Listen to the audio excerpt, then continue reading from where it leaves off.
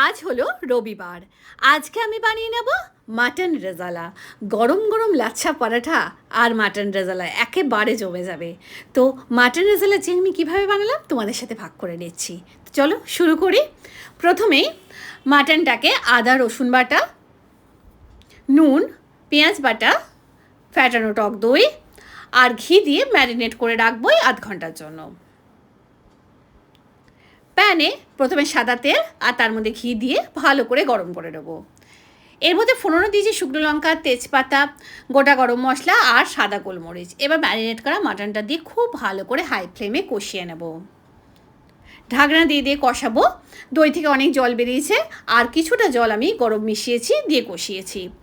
এবার পোস্ত, কাজু আমি আগে থেকে গরম জলে ভিজিয়ে পেস্ট করে রেখেছিলাম, সেটার মধ্যে দিয়ে দিলাম হলো মিক্সি ধোয়া জলটা। আবার খুব ভালো করে কষিয়ে নেব। এখানে দিলাম হলো গরম মশলা গুঁড়ো আর দিয়েছি হলো সাদা গোলমরিচ আর জায়ফল গুঁড়ো করে।